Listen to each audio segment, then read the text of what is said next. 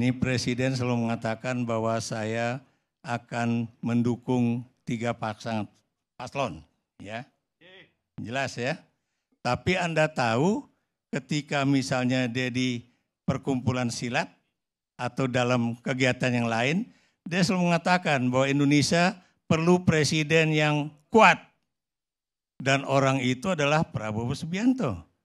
Nah, pertanyaan saya apakah itu kemudian tidak bisa dikatakan bahwa dia memang mendukung calon itu tersebut sebagai calon presiden, kan? Jadi begini Bung ya, kalau Anda lihat ya, ini benar-benar yang tadi saya selalu mengatakan ini asymmetric elections, ya. Ini benar-benar pemilu yang tidak seimbang.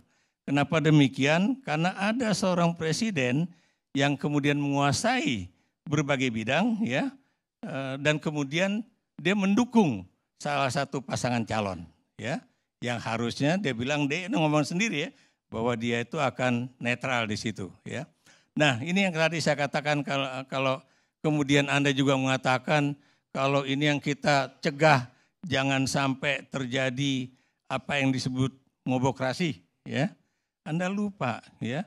Ketika parlemen itu tidak lagi bisa bekerja, yang bekerja apa? Parlemen jalanan. Itu teori ilmu politik manapun, ya. Dan Anda juga tahu pergantian atau lengsernya Pak Harto itu juga terjadi salah satunya akibat dari gerakan massa, ya. Akibat dari, ya, kalangan TNI akhirnya itu mau tidak mau membuka pintu parlemen untuk kemudian didukui oleh massa, khususnya mahasiswa. Dan Anda jangan lupa ya, itu presiden itu mengatakan lengser tanggal 21 Mei dan mahasiswa menduduki DPR sejak 18 Mei. Ya, apa artinya itu? Tadi saya katakan bahwa apa yang dilakukan oleh masyarakat melalui demonstrasi sejauh itu tidak merusak, itu adalah suatu bagian dari demokrasi itu sendiri. Karena itu adalah bagian dari mengungkapkan apa yang menjadi kepentingan mereka. Dan saya melihat ya, sebetulnya ini teman-teman baik itu dari partai-partai pendukung paslon nomor 1 dan nomor 2 itu masih bisa menjaga diri. Kenapa? Sebab kalau kemudian dia mendukung gagasan Anda, nanti dibilang seperti yang tadi dituturkan oleh Nusron ya, bahwa Anda itu mewakili kepentingan dari PDIP ataupun PKB ataupun PKS dan sebagainya. Itulah yang masih kelihatannya dijaga supaya jangan sampai yang seperti Anda katakan bahwa partai-partai ini udah kalah sebelum bersaing, makanya kemudian melakukan tindakan-tindakan yang menurut Anda itu adalah tidak tepat lah begitu. Impeachment dalam tradisi Amerika, kita belajar dari kasus Nixon, ya Watergate tadi, ataupun kemudian Clinton. Prosesnya itu sesuai dengan tahapan yang sudah diatur dalam konstitusi Amerika, tetapi di sana ada prinsip fairness yang betul-betul dikedepankan oleh rejim, oleh elit politik, oleh pejabat publik. Nah, maka sebelum Clinton dijatuhi keputusan, dia sudah melakukan pengakuan publik bahwa dia telah bersalah terhadap perkawinannya dan juga terhadap jabatannya. Dan orang kemudian memaafkan.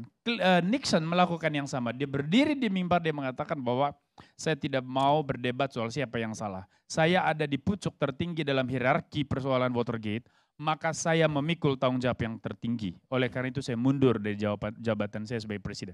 Oke, di Indonesia kita tidak terbiasa dengan tradisi seperti itu. Akhirnya kita kembali kepada aturan hukum. Aturan hukumnya sangat rumit dan tidak akan mungkin Presiden Jokowi dimakzulkan. Saya jamin itu. Ya, tetapi sebagai varian dari sebuah gerakan sosial, gerakan moral, sah-sah saja orang teriak pemakzulan di jalan. Tetapi sekali lagi, kondisi infrastruktur politiknya tidak mendukung idenya Faisal. Kenapa? Karena partai politik kita ini risiko dari pemilihan secara serentak antara legislatif dan presiden. Mereka tidak siap. Nama saya paling banyak disebutkan oleh Uci, oleh Anda, oleh ya, tapi dia tidak 10 detik, 10 dia detik. ngomong negatif loh tentang Enggak, Anda. tidak soal enggak. Saya mau luruskan yang dilakukan petisi 100 saya dan kawan-kawan, ingat tidak ada demonstrasi.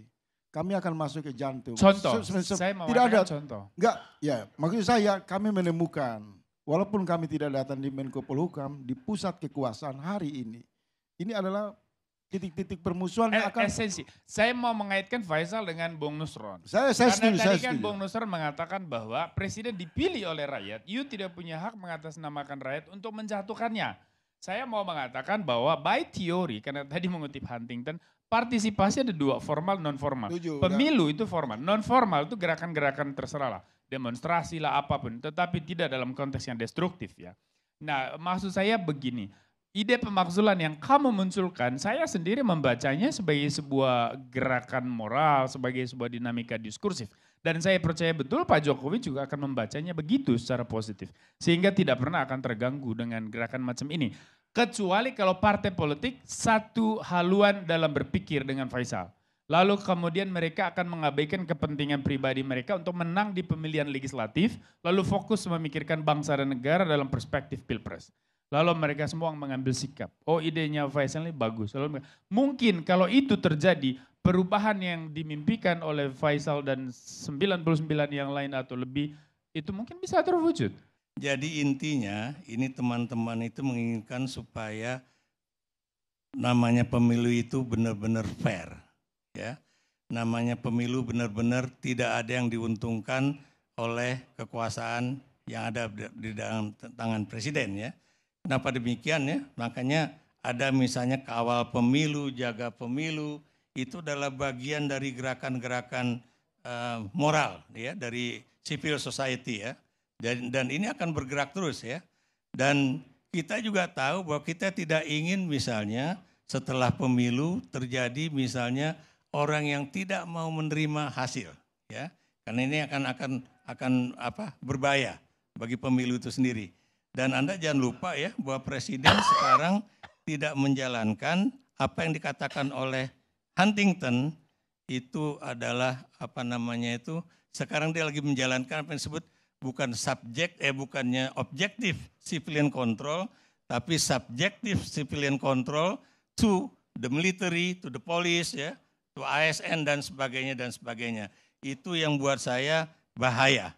Makanya kemudian rakyat ingin mengatakan bahwa you jangan menggunakan kekuatan-kekuatan itu karena ada kepentingan Anda yang boleh dikatakan pribadi dan keluarganya.